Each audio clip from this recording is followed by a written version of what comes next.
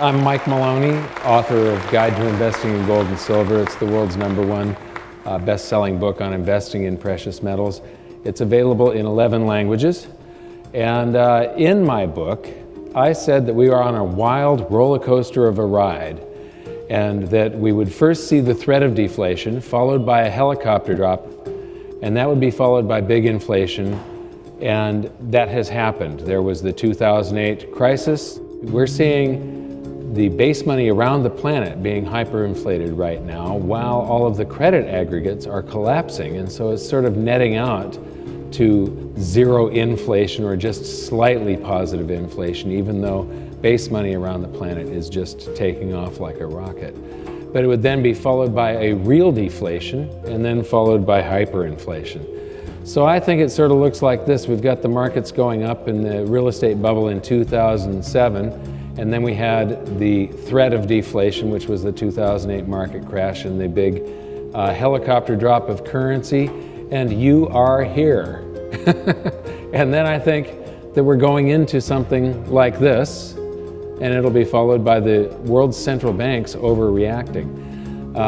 People say, some people say I've been calling for hyperinflation, hyperinflation, hyperinflation. There isn't any time that I can find in all of history where a population that's all on one side of the boat, when you have a nation of debtors, what has to happen is that you go into a deflation first, allowing the banks to foreclose, and the public in general is on the losing side of the bet. We are entering a period of financial crisis that is the greatest the world has ever known. The wealth transfer that will take place during this decade is the greatest wealth transfer in history. Wealth is never destroyed, it is merely transferred, and that means that on the opposite side of every crisis there is an opportunity. The great news is that all you have to do to turn this crisis into your great opportunity is to educate yourself. I believe that the best investment that you can make in your lifetime is your own education. Education on the history of money, education on finance, education on how the global economy works, education on how all of these guys, the central bankers, the stock market, how they can cheat you, how they can scam you. If you learn what is going on and how the financial world works, you can put yourself on the correct side of this wealth transfer. Winston Churchill once said that the further you look into the past, the further that you can see into the future. This program is all about creating your own crystal ball, being able to gaze into the future, being able to change this crisis, the greatest crisis in the history of mankind, into your great opportunity.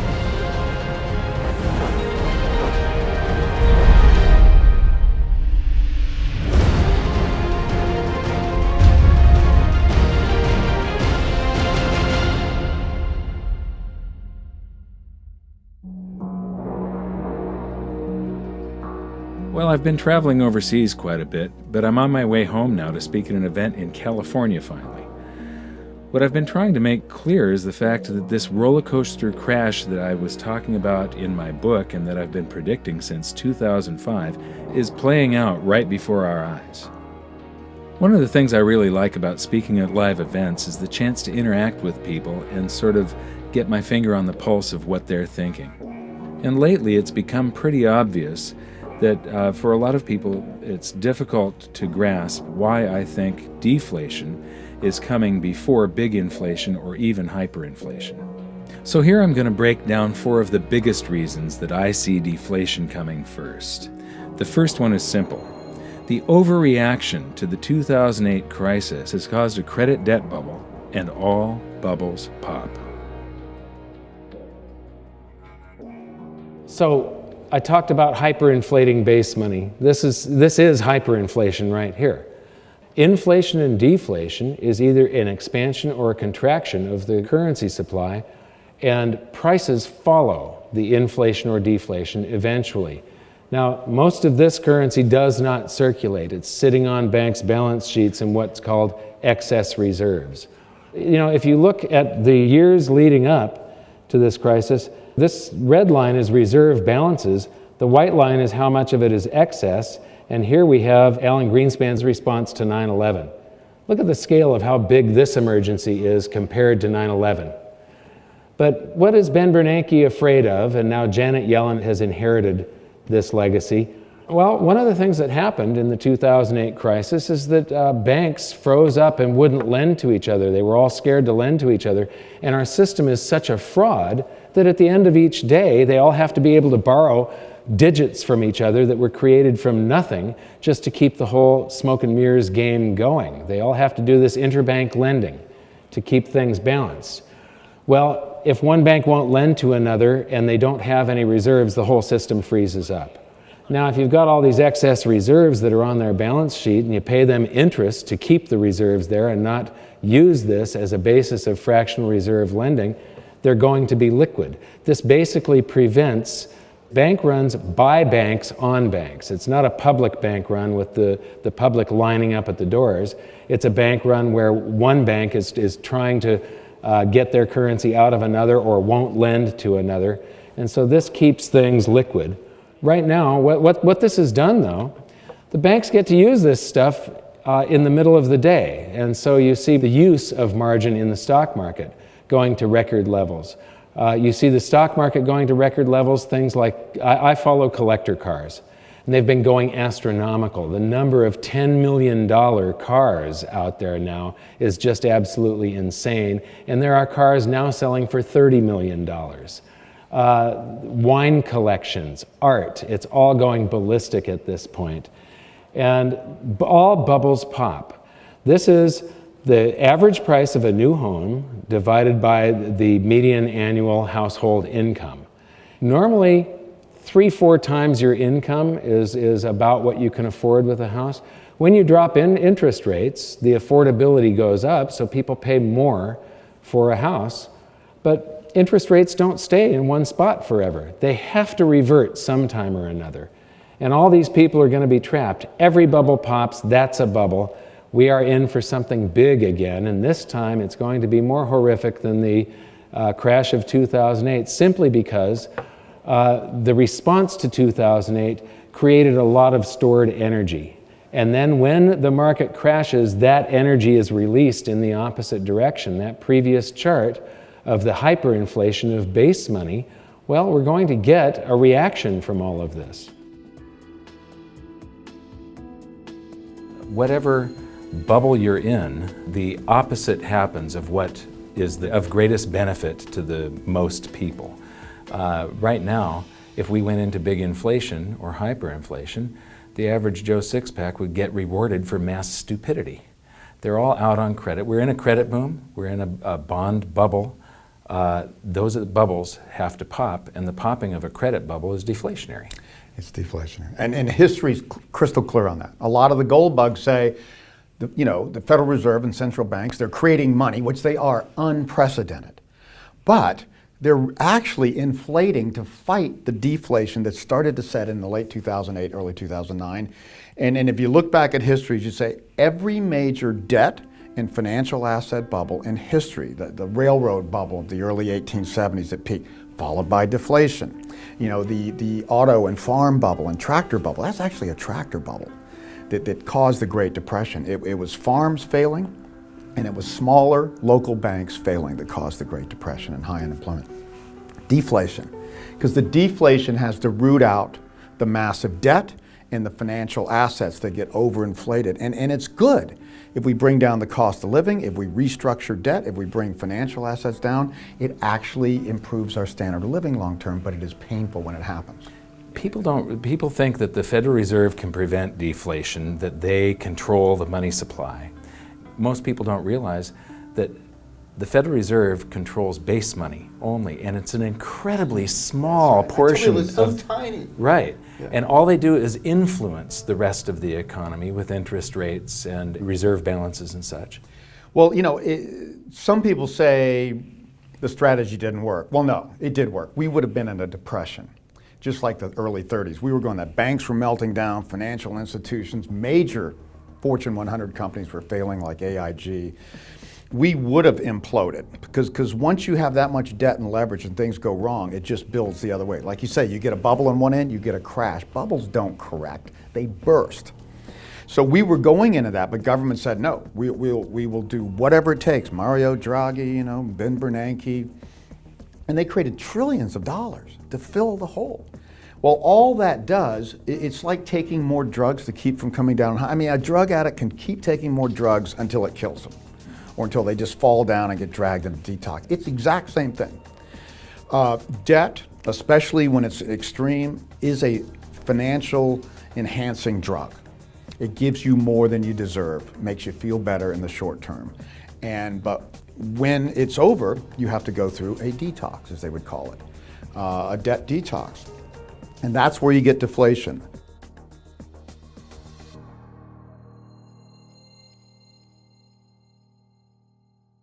This is the demographics of the United States back in the year 1940. And it's broken into 5-year age groups. And what I'm going to show you here is the baby boom, and one of the reasons that we're going into this deflationary scenario. And we're also in this swing from individualism to collectivism. This is a pendulum, a cycle that just goes back and forth throughout time. And this is the greatest threat to your well-being and the well-being of the economy and freedom. We're going through a period where this demographic is going to cause some huge problems. So here we are in 1950, and you can see the beginning of that baby boom taking off. 1960, 1970, and this wave. Now, the reason I've got this broken up into these different colors, children are the ultimate consumers. They consume everything, they produce nothing, except a quality of life for their parents, you know, a big reward as far as seeing them grow up and so on. But economically, children are an economic loss. They consume economic energy. What you're seeing here is this wave coming into working age. The green area is sort of a break-even area. That's when people are getting a job, and it might be a minimum wage job or something like that, and might be sharing an apartment with a few other people. And then as you get into the yellow area, you start to become a net positive for society. You're paying income tax, you're producing more than you consume, and then you get into what's called the maximum spending demographic. The maximum spending demographic is ages 45 to 54, and this group lives in the largest houses of their lifetimes. They're driving the most cars of their lifetimes. They're sending their kids off to college. They're spending a lot. Then they become empty nesters. That's the maximum saving demographic. Once the kids are gone off to college, they go, holy moly, we didn't save anything, and we want to retire in 5 years or 10 years. And so they start saving, and then you get to the point where they retire, and they become a maximum social burden demographic, I call it, simply because they're liquidating assets. They've got their stocks and their savings, and each year they're going to liquidate some of those to live, and the only driver that in the economic driver is the medical industry. They drive the medical industry. So economically, the maximum social burden group is a net loss for the prosperity of society, the prosperity of an economy. And so I'm going to go back again, and you can see that maximum social burden group almost didn't exist in 1940. And there's a lot of people of that working age and maximum spending age supporting the few people that were of the maximum social burden category. And then we get the baby boom sweeping through, and in the 80s and that stock market boom of the 90s and all the way up to 2000, that yellow area that really drives the economy was growing every year. Now, we have an economy where it's supposed to grow at about 3%, or it's going to stall. We inflate the currency supply at about that rate. But now, after the year 2000, we've got 2010, the peak of the maximum spending demographic. And from now on, it's sort of downhill. Maximum savers, they do help drive the stock market, but look at that maximum social burden category and look at what happens next. So we are going into this time period right now. Now, the reason there's no children on there is they haven't been born yet. But if you look at, when I first presented this a couple of years ago, birth rates have been falling for quite a while now, and they've been falling even at an even greater speed since the crash of '08. And if you look at the data from the Great Depression, birth rates just fell off a cliff in the Great Depression. And so you have less people of the younger age coming into this demographic to support the people that are retiring. They didn't have the pill during the Great Depression. Contraception was something that was not within most people's reach. So here it is automated, and you can see that big wave sweeping through there. And if you could imagine data for the children, it would be at a much lower rate. And if we do have a big economic pullback, you're going to see that really reduce. So we're in, most likely, some very serious trouble here, because all of our social programs and the way the economy and the society is set up, everybody's expecting to be able to retire at a certain age and live fairly comfortably off of the rest of us, off of the government. Any comments on these different age groups, maximum spending, demographic, maximum savings, and maximum you've got the social same burden? model we do. What is unique at this time in history, and it's the main topic of my most recent book. That's why I call it the demographic cliff. This is the first time in most wealthy countries, there's a few exceptions, let's call it Sweden, Switzerland, and Australia, countries like that have a larger millennial or echo boom, but almost every other country has an echo boom that only comes up near the same heights or is much smaller, like Germany and Japan. This echo boom here is what you're talking about. So my question to people is, like you say, it is a pyramid. Each generation has been larger and more wealthy to help pay off the debts or the accumulation from an aging generation before them. What happens when the millennial is having to support a generation that's actually larger than them? And what happens when there's not enough for them to drive house prices back? I've got a model now for housing that says people spend the most on housing at age 41, but then when they die at age 79 or 80 on average, they become sellers.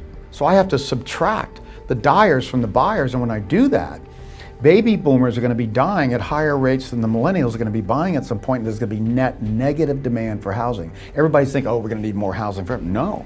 Not when a smaller generation follows a larger. So for entitlements, that's huge. There is no way this next generation in the US, and nevertheless in Japan or Europe where they're much smaller, can even hope to pay the entitlements that's been promised to the baby boomers. It's a fairy tale. And housing will never be the same. We saw the Bob Hope generation come out of World War II, the first middle-class generation in history where the average person could buy a house on a mortgage. That was not the case in the Roaring '20s even. Only the affluent could do that. So that was a big boon for housing, and housing went out, the depression went away. Then the baby boom comes, unprecedented in numbers. All of our lifetimes, housing's gone up with a few exceptions here and there. Housing is going to do well to go sideways for the coming decades, nevertheless go up much again because of this generational shift. We've never seen this in history.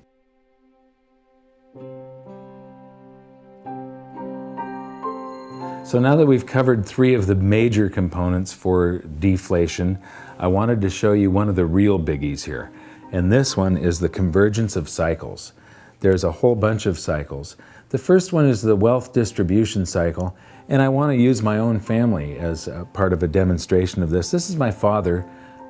He's right here. He's about the age where he enlisted in the Army to fight in World War II. He fought in the Battle of the Bulge. He was among the troops that liberated Dachau. Here he is in the mid-50s. He was manager of an auto parts store that sold high-performance equipment. And here's his tax return from 1955. He would have been filing this about a month and a half after I was born. And so what you see here is that he's a store manager in Salem, Oregon, and his income was about $9,600, and he paid about $1,160 in tax for an effective tax rate of about 12%. And you say, well, he only paid 12% because he didn't make very much, so he was in a really low tax bracket. But wait, this is median home values. This is US Census Bureau data. And here we have 1950 and 1960. So we're going to Oregon, 1950. A median price single-family home was $6,800, and in 1960 it was $10,500. So I'm going to say probably $8,500 is a happy medium there. Today, in Los Angeles, where I live, a single-family median price home is $360,000. Now, he was making enough, making $9,600. He was making $1,100 more than the cost of the average home in Salem, Oregon. So a auto parts store manager would have to be making $360,000 to maybe $420,000, and then paying only a 12% tax on it to equate to the same amount. And it's part of this wealth distribution cycle. This is the amount of national income that the top 1% earns. And back in the 20s, the end of the Roaring 20s, it was above 20% of the national income was going to the top 1% of the income earners. There's a trough here in the 70s where it got down to just 9%, but it's back up to 20%. And so, you know, in this area, the middle class was doing better, and paying less taxes. But on the trip there was the Great Depression right here. So getting back to that is going to be a very deflationary, painful thing. We've already seen the baby boom demographic, but I just need to show you one thing here. You recall that the maximum spending demographic drives the economy. The maximum social burden puts deflationary pressure on their economy. They sell their stocks, bonds, and real estate to survive, and they don't produce anything. But what I want to point out is that there's about 6 times more people driving the economy here in 1940 than there are putting deflationary pressure on it. And when you watch this wave go through, the drivers are always more until just the last couple of decades here. And now the people putting deflationary pressure on the economy exceed the number of people driving the economy. So if you could chart this out with time on that axis and the energy going into the economy on this axis, the curve would probably look something like this. And I believe that we are right about here, right about now. And now for the next cycle in this big convergence, the stock market cycle. This is the S&P 500 PE ratios. A PE ratio is the price of a stock per share divided by the annual earnings of that company per share. And if you're paying somewhere between 10 to 14 times annual earnings, that's fair value. Anything under 10 is undervalued. 14 to 20 is overvalued, and anything over 20 is bubble territory. And here comes the data. And what is important here is that when the stock market goes into a bubble, without exception, it has to visit undervalued before a new bull market can begin. Except for this time, the biggest bubble in history in the year 2000, and when it popped, we went down to fair value and bounced back up into a bubble. Do you really think that a new bull market can begin from here, that we're not going to visit extreme undervaluations? I don't think so. I think that we have to visit extreme undervaluations before a new solid bull market can begin. And now for probably the biggest factor in this convergence of cycles. This is Nikolai Kondratyev. He's a Russian economist that Lenin commissioned to prove that capitalism wouldn't work. He went away for a couple of years to do his studies and came back with his findings that capitalism was the superior system and would work marvelously well, but it would always suffer from these long wave boom-bust cycles to which he gave the names of seasons of spring, summer, autumn, and winter. We'll come back to this in some other episode and really dig into it. But for now, what you need to know is that the winter is the deflationary season. The last winter was the Great Depression. And they used to call this the 50-year cycle, but lately it's gotten stretched out and takes longer. I believe that it's got to be the length of a human lifetime. And the reason is that the winter is deflationary. And the people that were old enough to be of working age and have young families that lost the house, lost their job, lost the family farm, they become very emotionally scarred. and they become very risk averse and very, very frugal. And in order to make all the same stupid mistakes that we made in the roaring 20s that led to the Great Depression, that generation has to die off. Well, they have died off, and we have made all the same stupid mistakes. So this is very deflationary, should it happen. And here's the supporting evidence. This is interest rates, and what you see here is that they go right along with the cycle. This is wholesale prices in the US, and again, they go right along with the cycle until the point the Federal Reserve decides that what we really need is constant inflation. This is one of the biggest cycles of all. It's hard for people to see, though. This east-west cycle takes about 500 years for the pendulum to swing each direction, and 500 years back. It's innovation and prosperity, swinging from Asia to Europe and North America and back. And in the Dark Ages, China was developing gunpowder. Then China stagnated while we had the Renaissance and Industrial Revolution. So ingenuity and prosperity does flow back and forth, and right now you should be able to feel that the Western economies are stagnating and have sort of stalled, while the growth in the Asian economies over the last 20 years has been mind-boggling. And so this is very deflationary for the West. And here is probably one of the most deflationary cycles of all. This is household debt as a percentage of disposable income.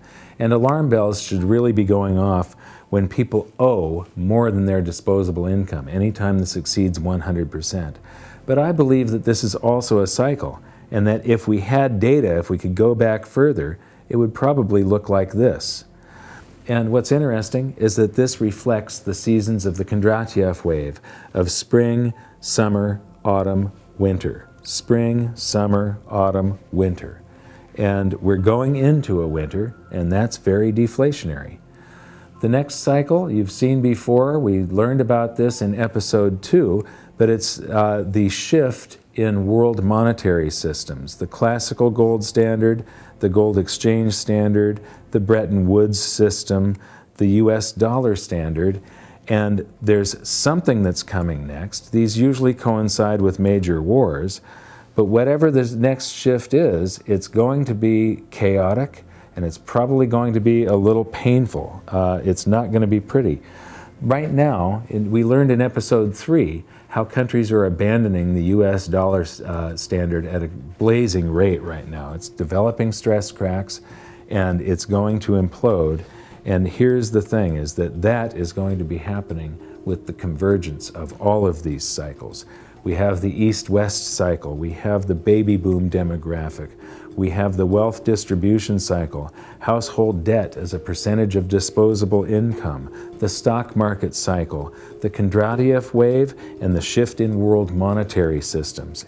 And the thing about all these cycles is that they have all peaked and they're starting to descend, which is deflationary. Deflation, deflation, deflation, deflation, deflation. And that is all happening at the time when the world monetary system is developing stress cracks, it's about to implode, and it's going to be extremely chaotic. These things are all going to make it even more chaotic. So that's the convergence of cycles, and all of these things are the reason that I am expecting deflation before big inflation or hyperinflation. But just as I said in my book, any deflation is probably going to be short-lived. This is the nightmare scenario for every central banker, and all of the world's central bankers are Keynesians. They believe that they can print their way to prosperity, even though they have proved that you can't time after time. All it does is cause a wealth transfer. When all of the world's central banks start printing their currencies into oblivion simultaneously, what you will see is a wealth transfer where the vast majority becomes very poor and just a few people become very rich. It's horrible for the economy, but Japan is the prime example that it does not work. You can't print your way to prosperity. And here's what you can do. Educate others, protect yourself from what is coming, and please share these videos with everybody that you can. And until the next episode, thank you very much for watching. You can do stuff now to be ahead of this and be positioned right when this happens, because this is inevitable. This is going to be the first time that we have an economic event of this scale that is global. A small percentage of people are going to make a fortune and do very well, and most people are just going to not know what hit them.